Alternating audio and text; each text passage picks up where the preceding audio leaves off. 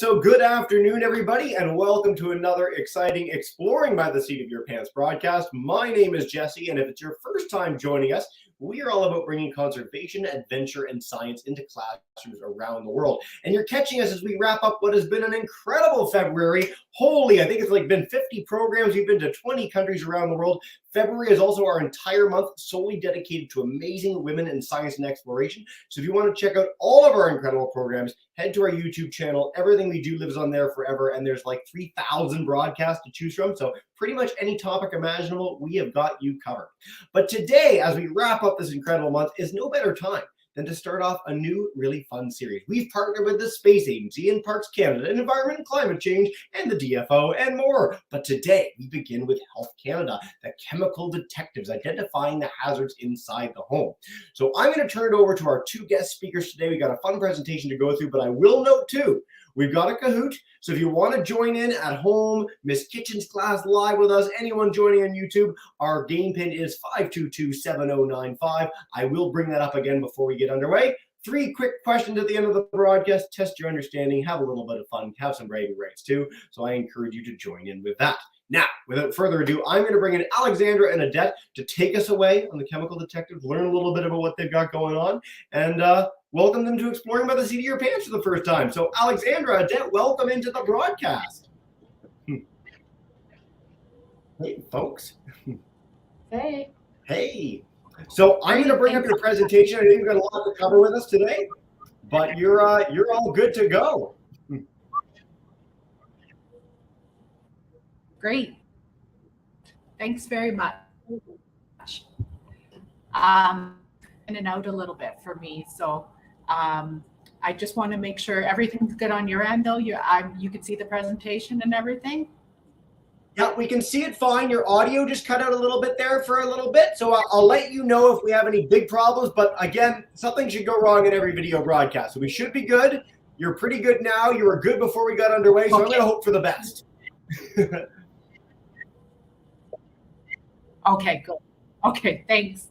All right, well, welcome everybody, and thanks for joining us today. Our presentation today will be on how you can be your own chemical detective and how to identify different hazards in the home.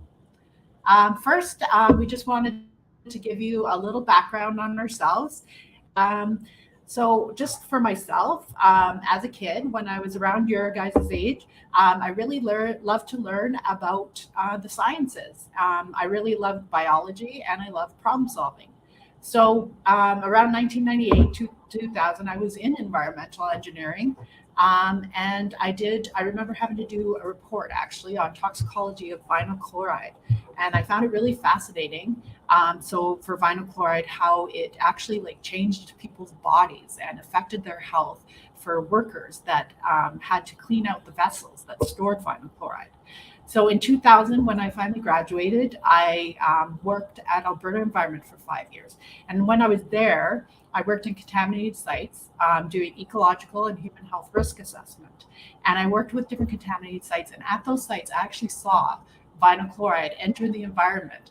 And I saw how it worked going into the soil, the groundwater, lakes and rivers, surface water, and the air at these sites. And it even entered into indoor air in people's sites. So I saw these industrial sites where this happened. In 2005, I came to Health Canada, where I did health risk assessment for federal contaminated sites and more human health risk assessment.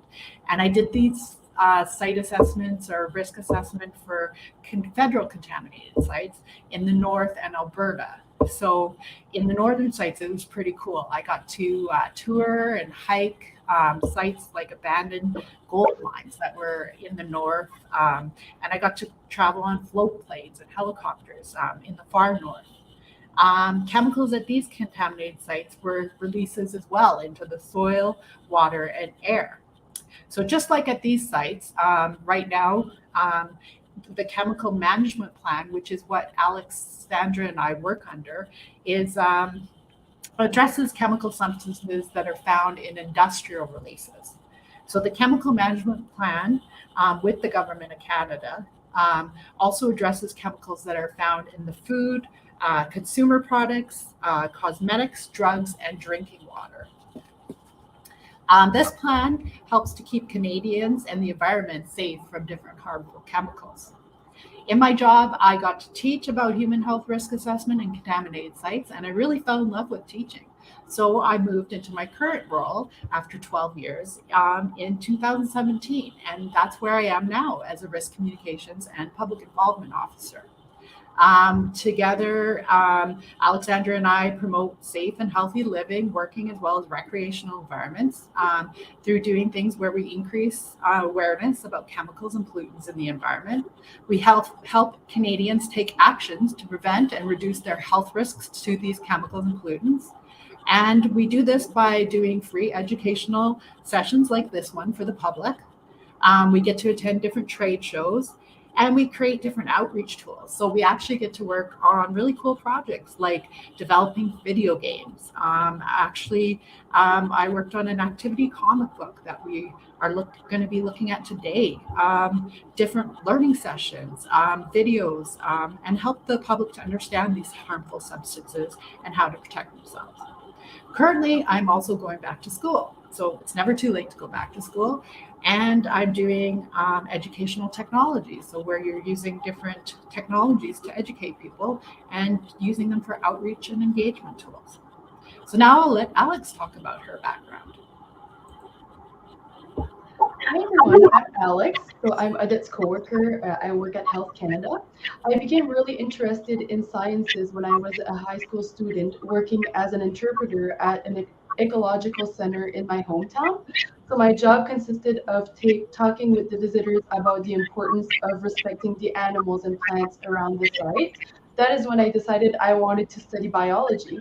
So I started my studies in biology in 2015, and I studied for 4 years and got my degree in 2019. So afterwards, I worked with various organizations working mostly in the ecology field. I sampled various watersheds in Atlantic Canada for water quality monitoring. I worked on research projects studying the relationship between striped bass eggs and salmon smolt populations. I also worked with a professor to study migratory bird populations in Nunavut. So in 2021, I got the Risk Communication and Public Involvement Officer position, so the same position as Adit. And I get to present scientific information to the public in a way that is fun and easy to understand. So I talk about the chemicals that surround us every day and how to reduce exposures to these chemicals in order to reduce negative health effects. So let's put our experience and expertise together to learn how to be our own chemical detectives to identify hazards in the home. We prepared a little game that would allow us to work together to solve a mystery. So Peppercorn the cat got sick. We think it might be related to a chemical that Peppercorn was exposed to in its environment. So let's go in the house and see which chemicals Peppercorn might have gotten exposed to.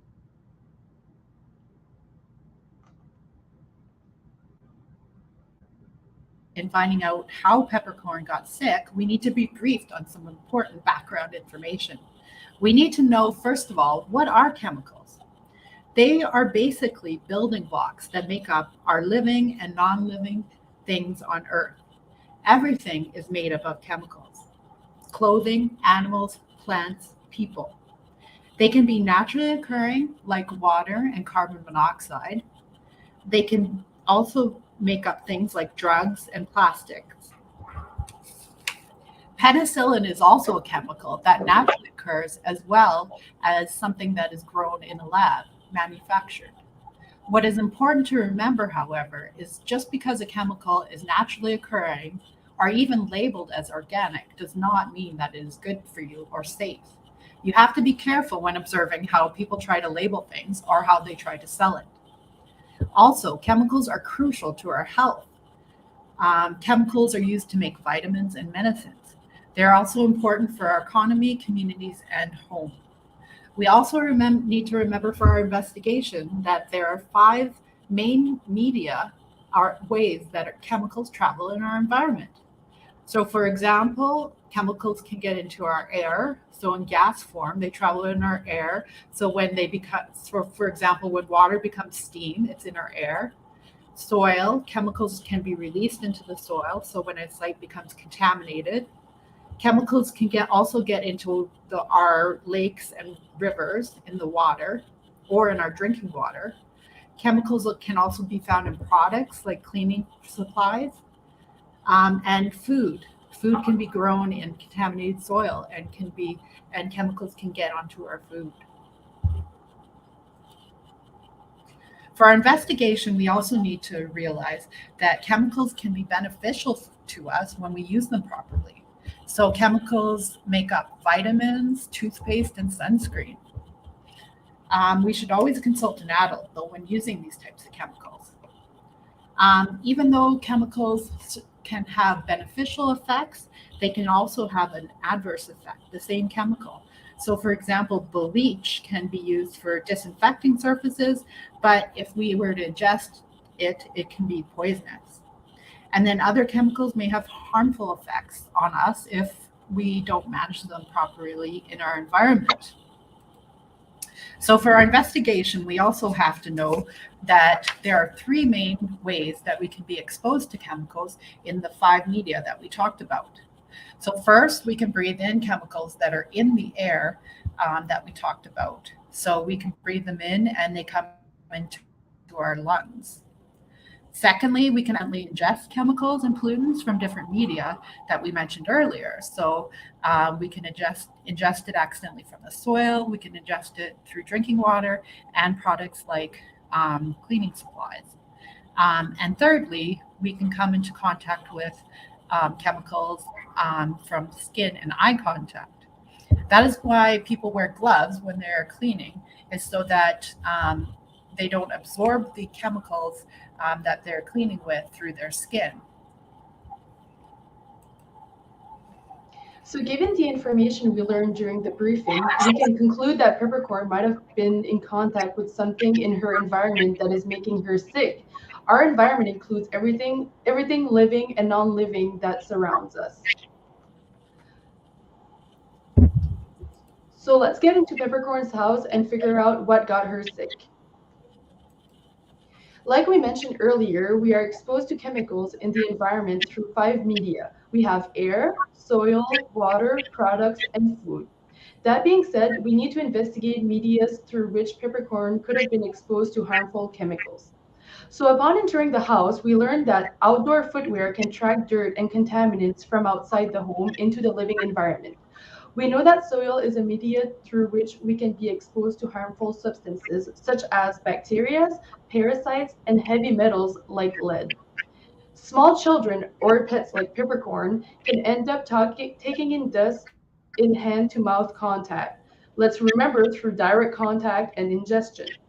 Peppercorn's mom is asking us to taking our shoes off and cleaning up dust from outside to prevent us and Peppercorn from coming into contact with these chemicals and pollutants. Like I mentioned earlier, you can find lead in soil and it can be harmful to your health if ingested. But what is lead? Lead is a metal found naturally in rocks and soil. It can also be released into the environment through human activities such as steel manufacturing. Because of these natural and human-made sources, lead can be found throughout the environment in Canada, such as in air, bodies of water, soil, as well as in food and drinking water. Lead can cause many harmful effects, especially to the brain, nervous system, blood system, and kidneys. Peppercorn could have ingested lead through products containing lead, such as art supplies, or maybe while drinking water coming from the plumbing of the house. But how are we exposed to lead through the water of the pipes of our home? Some plumbing systems still have metal pipes that is made out of lead. If the water sits still in the pipe for too long, lead will leak into the water sitting in the pipes. That being said, always let the water run until it's cold before using, and never use water from hot water tap for cooking and drinking. If lead was in Peppercorn's drinking water, she would have ingested it, as we saw in the briefing. So we can conclude that lead is not what is making Peppercorn sick, since that we remove our shoes at the door and we let the water run till it's cold before putting the drinking water in her bowl. When looking through the home with the Mystery Patrol, we noticed the carbon monoxide alarm. Carbon monoxide is a harmful gas and it can be present in indoor air. It doesn't have any color, odor, or taste. If it is in the air, we would breathe it into our lungs, as we saw earlier in the briefing. And that is how peppercorn could also be getting sick. Exposure to carbon monoxide, CO for short, can lead to health problems that range from things like tiredness, headaches, and chest pain, and even death, depending on how much carbon monoxide is in the air. It is important to know, though, that a carbon monoxide alarm, which will indicate that there is some in the house, is vital to have. You should have one in at least your home, and particularly put it in your bedrooms, in the hallway near the bedrooms. A carbon monoxide alarm should be tested and maintained with your smoke detector when you're checking your batteries. If the alarm sounds, you should leave and call 911. To help protect us, Peppercorn, and the Mystery Patrol from carbon monoxide being present in the home, it is important to be aware of the various sources. If not properly maintained or vented to the outside, combustion appliances like your furnace, fireplace, and your gas stove can release pollutants like carbon monoxide. So we always need to keep the door between the house and the garage closed to keep any carbon monoxide from coming into the house, since the car and the lawnmower can give off carbon monoxide when they're running. It's also important to not keep your car running in the garage. Additionally, carbon monoxide is inhaled when people breathe in smoke from cigarettes. The Mystery Patrol has checked the carbon monoxide alarm and it's working, so we know that it is not carbon monoxide that's making peppercorn sick. We continue to look around for other substances that could have made peppercorn sick. Maybe peppercorn was in contact with household chemicals such as cleaning products, or maybe she was in contact with medicines and pills. Some household chemicals can be poisonous, flammable, corrosive, or the container can be explosive when exposed to heat source. If you see a hazard symbol such as these on the slide, it means do not touch. Medicines and pills can be ingested accidentally and also have harmful effects on your health. If in Peppercorn's house, medicine, pills, and household chemicals are always locked away and put up on high and safe places, out of reach of kids and pets like Peppercorn, as indicated in the green location on this slide. Therefore, Peppercorn did not get sick from eating medication or ingesting cleaning products. When we go down to the basement with the Mystery Patrol, we notice that one of them has asthma is getting sick and has to use his puffer. What's more is that we notice that Peppercorn's cat bed is right next to a cardboard box that's storing old clothes. It looks like it has mold on it. That must be what is causing the problem and making Peppercorn sick. Mold is a fungus that grows on damp materials like the cardboard box. It also can grow on food. We get sick from breathing it in and touching anything that has mold spores. Exposure to it can lead to health problems like eye, nose, and throat irritation, and also make asthma symptoms worse. It sounds like our culprit. Some tips for helping keep mold in check include using plastic bins in the basement if storing items instead of cardboard boxes, since mold can grow on the cardboard box if it gets damp. It's important also to tell an adult right away if you spot damp spots or any flooding that might happen in the house. We should always use exhaust fans or open windows when cooking, showering, or taking a bath so that we can prevent any humidity from happening in the house, because that can cause mold to grow as well. Now that we know that it's mold that's causing the peppercorn to get sick, the Mystery Patrol can get an adult to deal with it. So if it's just a small amount, you can use dish soap and water to do the job. Bleach does not need to be used for mold. Things like the cardboard box with the mold on it can be thrown out. If the area is found to be large, an adult might need to hire a professional. And it's always important to find the source of the mold to get rid of it. So if it's water damage, too much humidity, or not enough ventilation, it might keep coming back. So if you get rid of the source and deal with it, then it's dealt with. So good work, everyone. We found the mystery. Now let's debrief on what we have learned today. So first of all, removing the shoes at the door so that we can prevent any dirt from getting into the house.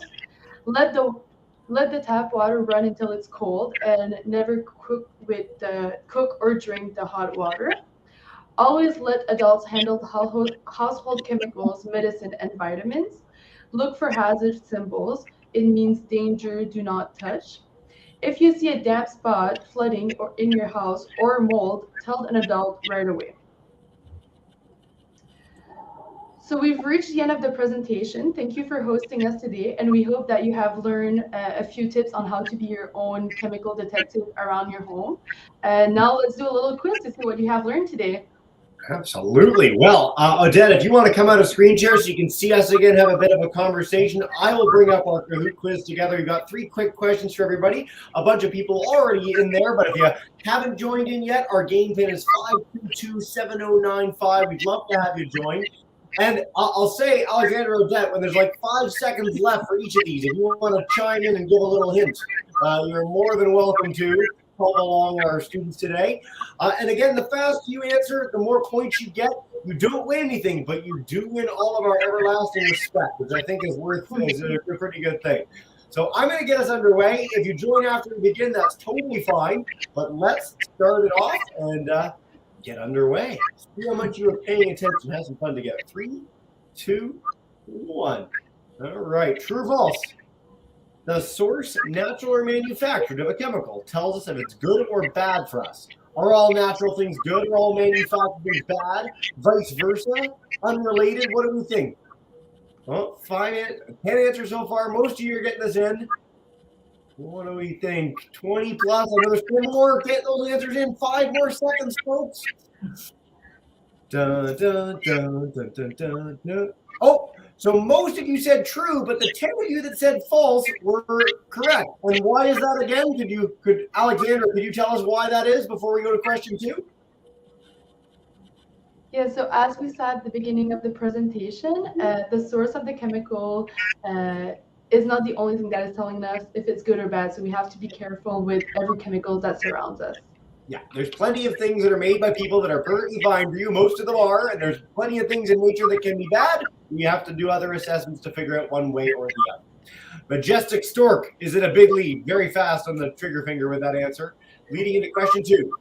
Some chemicals can have beneficial effects on health, but can have adverse effects, so bad things, through different exposure pathways. It's a bit of a complicated one for our young ones today, but we'll see how people answer. So things can be good and bad at the same time is the essence of this. With 5 seconds to go, depending on how you take them in. Think of bleach. Think of bleach. So everybody said true. Everyone was accurate with this one. Bleach is a very good example. There you go. That's the only ever history of our Kahoots that everyone got the right answer. Never happened before. There you go. Majestic Stork sticks with our lead, leading into the 3rd and final question before we dive in with Q&A. Any classes online that want to share questions in the YouTube chat, please do now.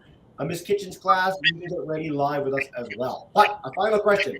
If there's no hazard symbol on a household chemical, it's not dangerous for you.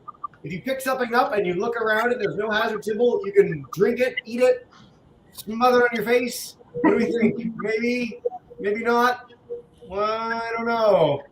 So most of you got this right. That is false. And can you explain a little bit why before we check our final leaderboard? Because all chemicals can be dangerous for you if not managed properly. That's right. Perfect. Yeah. All right. Here's our podium. And if any of you are on the podium, you can let us know in the chat. We'd love to hear from you. Champion Gliders in 3rd, Wonder Sloth in 2nd.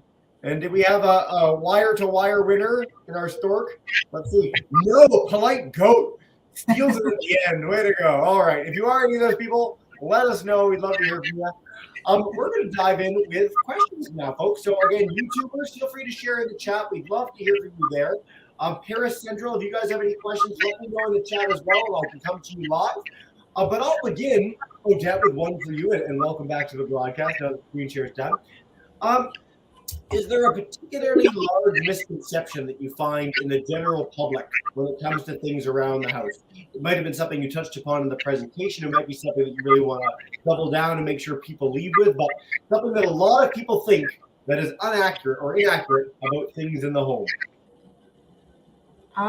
Well, I think the labeling of products for sure is a huge thing. Like when things are labeled as naturally occurring or organic, like a lot of people think that it means that it's good for you, or that it's, like it's just, I think that's a huge misconception, is that, is the labeling and just, yeah, for sure that. And I think, a big thing is that people should read labels and know what's in their products, before they use them, and how to handle them properly. And especially if there's an emergency and someone, needs care because it's, been used improperly. So, yeah. Alexandra, I'll come to you for the second one. So if you do have emergency inside the home, something that goes catastrophically wrong, is there a general piece of advice? Is it phone 911? Is it phone a poison control? Is it read the label as quickly as possible? I know this might be a challenging one, but if there's any insight you have, we'd love to hear it. Yeah, so depending on the gravity of the situation, obviously there is different numbers that you can call. So there is 911, like you mentioned, for carbon monoxide alarms. There's also a poison prevention number that you can call if ever you are exposed to a chemical and you know which chemical it is, and you're able to tell the symptoms, you're able to ask them about what to do next. Yeah. Are there, and I'll send this to Odette, we'll sort of go back and forth between the two of you. Are there things around the home that are essential that people should have in the case of emergencies like this? We talked about carbon monoxide detectors. I little fire extinguisher might be a nice thing to have. Is there anything else that really jumps out that everyone should go pick up at the store when they're done this broadcast? Well, we do. I mean, I think you've had a radon. I mean, we recommend a radon test. I mean, it's not essential, but I guess, like you said, batteries, just maintaining and for the sources that we mentioned for carbon monoxide, just always maintaining and inspecting your appliances and gas generated, your combustion appliances and gas generated, appliances, and just sources and things like that. Just always inspecting those types of things and maintaining them properly is something, I guess, that you should always do, and always keeping your cleaning products and medications up and high out of the reach of children and things like that. And with kids, just making sure that if there's anything that they think they should tell an adult about, that's not something they should be touching or anything that's unsafe, that they tell the adults about it, for sure. Yeah. Perfect. Great piece of advice for all our students and teachers and anyone else who might be watching at home. Alexandra, in your little bio, Alexandra, you had a little bit of your schooling background too, and I'm curious, for any students that are interested in ending up in a career like yours, is there a tried and true formula? Are there courses you have to take as you get into middle school, high school, etc.? Anything you'd recommend for us today? For me, I think it's just a matter of picking classes that you like, that you're inspired to do, and just keep on going with what you love. And then eventually things kind of just falls into place. So I would just kind of follow my heart into what you like doing, and just keep doing those classes, and you'll end up somewhere that you like to be career-wise. Fantastic. Odette, we talked about this idea of pipes, where we've got, we're waiting till the water runs cold, we're trying to avoid lead and other things getting into the pipes. When we, as kids, as a general public, we see a lot of construction sort of replacing the infrastructure on the ground. When we're replacing that infrastructure, we're turning to zero or very minimizing the risk of those pollutants in the piping system, correct? So sorry, you're asking about when we're replacing pipes for water inside the home, part of the reason for that is to get rid of the chances of contamination with something like that. Yeah, for sure. Yeah, The lead pipes are usually the older homes, and the pipe parts. Sometimes it can be in the city pipes too, though. So it's usually in the older homes. But if you suspect it might be in your pipes, or it might be in the city pipes, that's when we usually tell you to run your tap until it's cold. So, Yeah. yeah, it can be in some of the city systems though as well. So for sure. And then it's just good to to run your system for your your your tanks and stuff like that as well. Yeah. Fantastic. Yeah. Alexandra, I'll head to you. Is there a thing that we see the most that is an accident inside a home? Is it like drinking chemicals that shouldn't be out left for people? Is it problems with the water? Is there sort of like a thing that if people are to leave this broadcast looking for one thing that could potentially go wrong, is there like a main one, or does it run the gamut? I think we really need to be careful, like be attentive to everything that surrounds us, because we don't really know the degree to which it could affect us, because we kind of react to different ways depending on if we're vulnerable to that chemical or not. So I think it's just a matter of being aware of what surrounds you and what you could be vulnerable to. Yep, fantastic. We had a question on via email in one of our classes for you, Annette. Is there a favorite part of your job? Something that like gets you up in the morning that's like the best thing you get to do? I really like the projects I get to work on. I really like working with the people too. Like it's fun to interact with people and get them, especially like when they take away something from our presentations and something new that they learned, that they weren't aware of in the environment, and something that they can apply to their everyday life. And then also the cool projects like this presentation we brought to you today. We, was a activity book that I got to work on with an animation studio. So that was really cool. Yeah. And like getting to bring our message about environmental health, like to like I'm a kid at heart too. And it's fun to work on that kind of stuff, so. Yeah. It certainly looked like a lot of fun. It was a good comment there at the broadcast. I'm sitting here eating popcorn the whole time in the background. It was a good time. Alexandra, is there so if our families, teachers, classes, whatever, want to like have their area, their class, their home assessed for some of these risks, is there like a super squad that comes in with like cape and everything to like check out the home, or is it you two, or who comes to check it out? Does that exist across Canada, and how might someone learn more about that?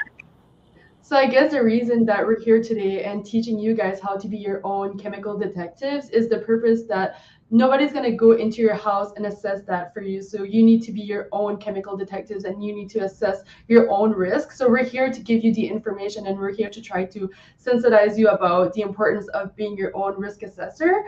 But we do have other resources available for you if you go on our website. So our Health to Home website, or Canada government website as well. Then if you have like some more questions regarding how to be the chemical detective, then you can for sure go to see those resources. But I mean, you're all your own risk assessor, and if you want to know in your classroom, then you can ask us about it, go on our website, and just kind of assess it for yourself. Fantastic. So we're going to get capes for all the students at the end of the broadcast. Ask us, and we'll find a way to ship them all to you.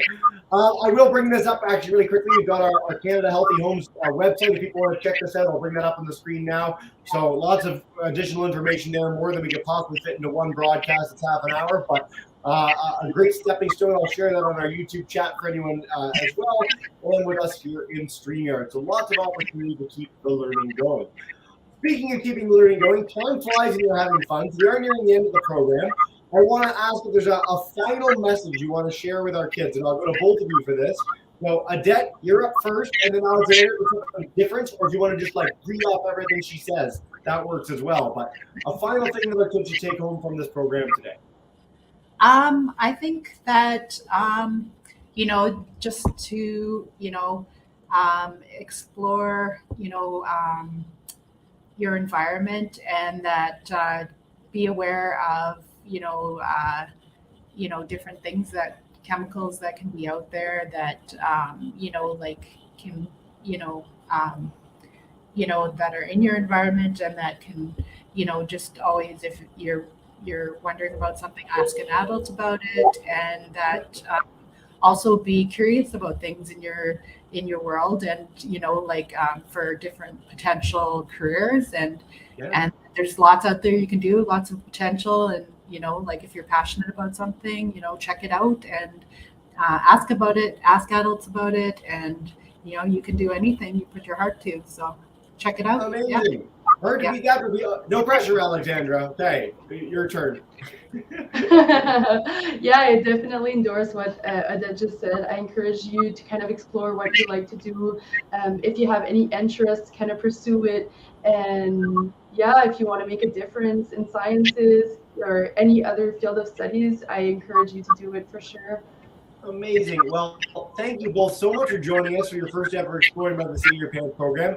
Again, so nice to have 15 groups live after the fact, wherever you're joining from as an audience. It's such a pleasure to have you from coast to coast across the country. And we'll leave it up there. Thank you both so much. For any of our students that are keen to join in, we've got a whole bunch more programs with Health Canada over the weeks to come. Air, water, whatever you're interested in. We've got some programs for you, and you can check those all out at our website, exploringbytheseat.com. Alexandra, Adette, have a wonderful day. Thank you.